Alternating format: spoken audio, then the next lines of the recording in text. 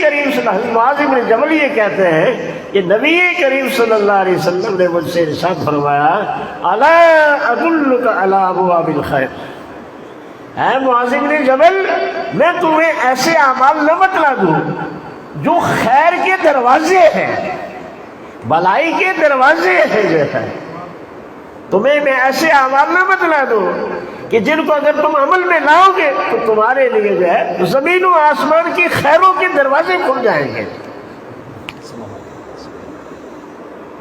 آپ کے ذہنوں میں بھی شاید طلب پیدا ہوگی آخر وہ اعمال کون سے ہیں کہ جن کی وجہ سے خیر کے دروازے ہیں جو ہے اور خیر کے دہانے جو ہے کھل جائیں۔ فصاحہ اور بلاغہ کا طریقہ یہ ہے کہ جب کوئی اہم بات بتلانی ہو تو پہلے سامع کے اندر طلب پیدا کی جائے، سامع کے اندر شوق پیدا کیا جائے تاکہ وہ غور سے بات کو سنے جائے۔ آج ہم میں جو کمی کوتاہی ہے نا وہ ہم بات کو غور سے سنتے نہیں ہیں۔ جب طلب موجود نہیں ہوگی تو عمل کیسے ہوگا؟ تو فصاحہ اور بلاغہ کا اور نبی کریم صلی اللہ علیہ وسلم کا بھی طریقہ یہی تھا کہ جو اہم بات بیان کرنی ہو پہلے صحابہ کو اپنی طرف متوجہ کرنا ہے اور پھر ان کے سامنے بات کو رکھنا۔ گرمی شاعر کہتا ہے اپنے ممدوح کے بارے میں ثلاثۃ تشرق الدنیا ببہجتہا، تین چیزیں ایسی ہیں کہ جن کی چمک دمک کی وجہ سے پوری دنیا جو ہے روشن ہو گئی ہے۔ تین چیزیں ایسی ہیں کہ جن کی چمک دمک کی وجہ سے پوری دنیا جو ہے منور ہو گئی ہے، پوری دنیا جو ہے روشن ہو گئی۔ ایک گھر نہیں، ایک محلہ نہیں، ایک شہر نہیں، ایک علاقہ نہیں، پوری دنیا جو ہے روشن ہو گئی ہے، منور ہو گئی۔ اب تمہارے ذہنوں میں بھی سوال پیدا ہوگا کہ وہ تین چیزیں آخر ہیں کون سی؟ تو پہلے شاعر نے طلب پیدا کی، شوق پیدا کیا، طلب پیدا کی، پھر اس کے بعد جو ہے بیان کیا شمس الضحیٰ وموسیٰ والقمر، ایک آفتاب عالم ہے، ایک مہتاب عالم ہے، ایک سورج ہے، ایک چاند ہے، اور ایک میرا ممدوح ہے جس کی فیاضی کی وجہ سے پوری دنیا کو فائدہ پہنچ رہا۔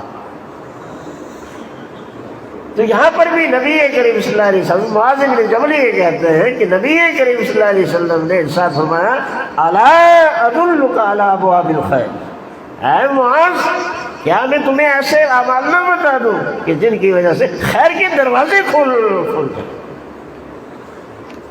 معاذ بن جبل رضی اللہ تعالیٰ عنہ نے ضرور عرض کیا ہوگا کہ اللہ کے پیغمبر ضرور بتلائے جو ہے وہ کون سے اعمال ہیں۔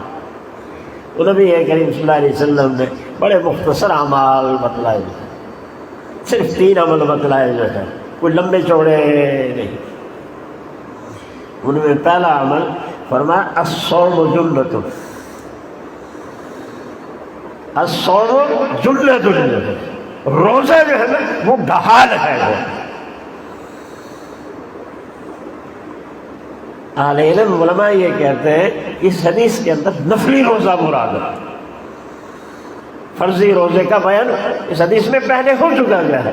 فرضی روزے کو بیان کرنے کے بعد نبی کریم صلی اللہ علیہ وسلم نے معاذ بن جبل سے کہا الصوم جنۃ، کہ نفلی روزہ رکھ لینا یہ بھی ڈھال ہے جو ہے، اور ڈھال جو ہے ایک ہتھیار ہوتا ہے جو دشمن کی تلوار کے حملے سے بچاؤ کا ذریعہ ہوتا ہے۔ دشمن کی تلوار سے جب دشمن حملہ کرے اس کی تلوار کی وجہ سے جو حملہ ہوتا ہے اس میں رکاوٹ پیدا کرنے والی وہ ڈھال ہوتی ہے، تو دشمن کے تلوار کے حملے سے بچاؤ کا ذریعہ جو ہے یہ ڈھال ہو۔ تو نبی کریم صلی اللہ علیہ وسلم نے فرمایا یہ نفلی روزہ رکھنا نا ڈھال ہے، بچاؤ کا ذریعہ ہے۔ باقی کس سے بچاؤ کا ذریعہ ہے؟ دنیا کے اندر جو ہے شیطانی حملوں سے بچاؤ کا، دنیا میں شیطانی حملوں سے بچاؤ کا ذریعہ ہے، قبر میں عذاب قبر سے بچاؤ کا ذریعہ ہے، عالم آخرت کے اندر جہنم کے عذاب سے بچاؤ کا ذریعہ۔ دنیا میں عام طور پر قاعدہ یہ ہوتا ہے کہ جب دشمن پر حملہ کیا جائے تو حملہ کیا جاتا ہے تلوار کے ذریعے. تلوار دائیں ہاتھ میں ہوتی ہے، اور دشمن کے حملے سے بچاؤ جو ہوتا ہے وہ ڈھال کے ذریعے، ڈھال بائیں ہاتھ میں ہوتی ہے. دشمن پر حملہ جو کیا جاتا ہے تلوار کے ذریعے، تلوار دائیں ہاتھ میں ہوتی ہے، اور دشمن کے حملے سے بچاؤ جو اختیار کیا جاتا ہے وہ ڈھال کے ذریعے، اور ڈھال بائیں ہاتھ میں ہوتی ہے. حدیث میں فرمایا گیا ہے کہ قبر کے اندر جو ہے جب عذاب سر کی جانب سے آئے گا تو یہ قرآن محافظ بنے گا، اور جب دائیں جانب سے عذاب آئے گا تو یہ نماز محافظ بنے گی، اور بائیں جانب سے جب عذاب آئے گا تو روزہ ڈھال بنے گا،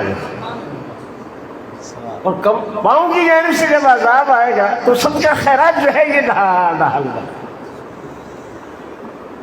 تو دنیا کے اندر یہ روزہ ڈھال ہے، شیطانی حملوں سے بچاؤ کا ذریعہ ہے، اور قبر کے اندر عذاب قبر سے جو ہے بچاؤ کا ذریعہ.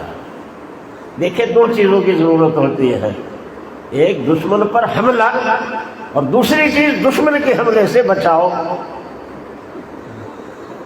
دشمن پر حملہ بھی انسان کو آتا ہو اور دشمن کے حملے سے بچاؤ بھی جانتا ہو. تو نماز جو ہے یہ شیاطین پر حملہ ہے. جو شخص نماز کا پابند ہے یہ گویا شیاطین پر حملہ کر رہا ہے، اور جو شخص روزے کا پابند ہوگا وہ شیطانی حملوں سے بچاؤ کا اس کے پاس سامان ہے. تو خوش قسمت ہے وہ مسلمان جو ہے جو نماز کے بھی پابند ہے اور جو روزے کے بھی پابند ہے. وہ شیاطین پر حملے کا سامان بھی ان کے پاس موجود ہے، اور شیاطین کے حملے سے بچاؤ کا سامان بھی ان کے پاس ہے. اور جو بے نمازی ہے وہ شیاطین کے حملوں کی زد میں ہے، شیاطین کے حملوں کی زد میں ہے، لیکن بچاؤ کا ان کے پاس کوئی سامان نہیں. اس لیے نماز کی بھی پابندی اختیار کریں، اور گائے گائے روزے کی بھی جائے. نفلی روزہ میں پابندی نہیں ہے جو ہے، لیکن جو ہے رکھیں گے حق تعالی شانہ شیاطین کے حملے سے اللہ بچاؤ نصیب فرمائیں گے. جو ہے قبر کے اندر عذاب قبر سے بچاؤ نصیب فرمائیں گے، عالم آخرت کے اندر جہنم کے عذاب سے بچاؤ نصیب.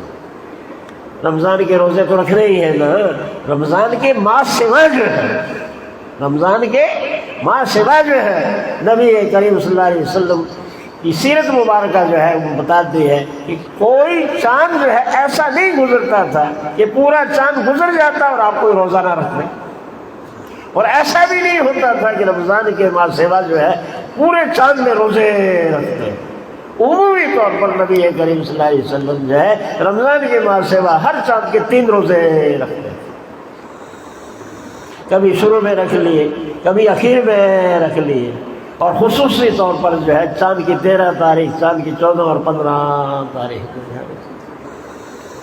علماء یہ کہتے ہیں کہ اگر روزے رکھنے ہی ہو تو چاند کی 13، چاند کی 14، چاند کی 15 کو رکھ لیا جائے تو 2 باتوں کا جو ثواب مل جائے گا. وہ ہر مہینے کے 3 روزے بھی ہو جائیں گے، اور ایام 20 کے بھی روزے ہو جائیں گے، 13ویں 14ویں 15ویں کے روزے ہو جائیں گے. 2 باتوں کا جو ثواب مل جائے گا. کہا جاتا ہے نا کہ ایک تیر سے 2 شکار.